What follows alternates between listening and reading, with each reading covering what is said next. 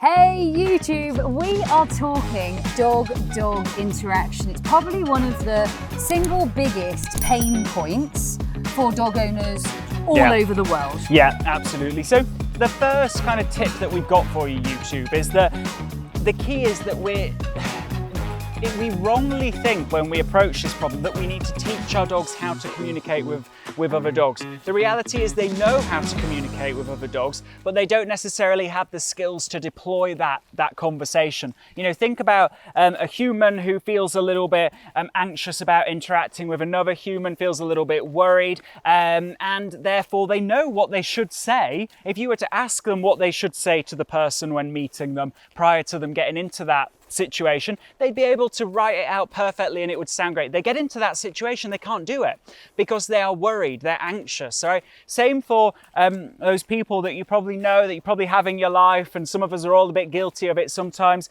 is that we might be one of those humans that struggles to disengage from a conversation. So we can't end a conversation, we can't wrap it up, we can't finish it, right? And so we know when we should, and yet we find ourselves carrying on, and we cannot stop ourselves. So the key here is we are not socializing these dogs. We are not teaching them how to have a conversation. Instead, what we need to do is we need to give them the skills to deploy the conversation they know they need to have. So leading on from that, and I think this one is so powerful, what are our dogs rehearsing each and every day? So let's say we go for a walk, Tom, and if I was to score the enjoyment of my walk today, I would say bar Tokyo rolling in fox poo, bar that experience this morning, I would say actually probably up there in the sort of 8s, 9s. Very good. Dog's very easy to handle. Let's say taking my very first dog, naughty but nice dog Poppy, out for a walk. Some days I would score myself, like I would enjoy it about a 1, right? Yeah. The amount of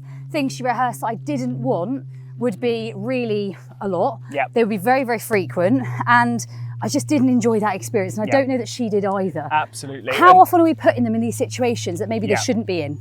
Absolutely. And in fact, what we're highlighting there is that sometimes the conversation that your dog is going to have with another dog has already gone wrong before they see the other dog, because they're overexcited, they're overstimulated, they're anxious in that environment. And so if we go to a conversation with another human and we've had, a stressful thing happen and we're all really like overstimulated and anxious and over-aroused and frustrated, then that conversation never goes well because we've come into it in the wrong emotional state.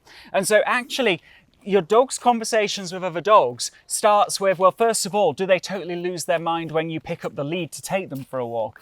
Are they able to listen to you when you open that front door? How about when you put your shoes on? Is your dog already racing around squealing with delight?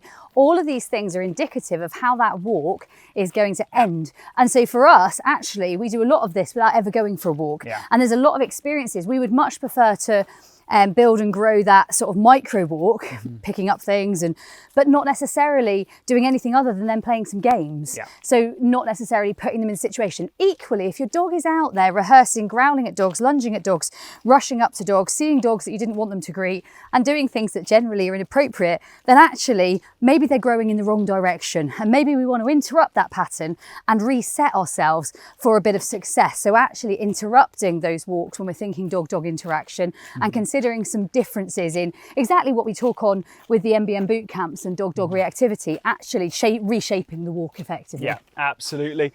Third tip is great conversations up close actually are taught from a distance. You can teach your dog the skill of calmness in the face of other dogs. You can teach your dog the skill of disengagement from other dogs. You can teach your dog the skill of optimism and confidence around other dogs at a distance. And actually not only you must do it that way, because otherwise what we're doing is we're putting our dogs in a really kind of dangerous, volatile and pretty uncontrollable situation. We're limited as to how much we can really impact that and influence that. So most of all, guys, dog-dog interaction is something that we want you to have joy in and experience good times in. We know that so many of us struggle in these areas, and I suppose most of all we want you to know that help is at hand. We we are here. Absolute Dogs is home of naughty but nice. It's home of sort of struggles to strengths, and it's home of transformation with naughty but nice dogs. Yeah. There is hope. There is a game for that. You are not alone and you are in the right place. We will see you next time. Hit subscribe if you have not already and watch this space.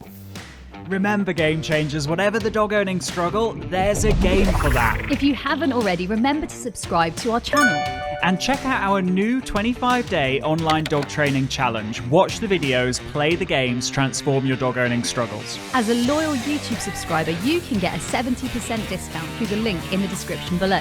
And if you haven't already, subscribe to the #1 most transformational dog training podcast on iTunes and Spotify, the Sexier Than a Squirrel podcast. And remember to follow us on Facebook and Instagram for more live teaching, video content and free training using the links in the description.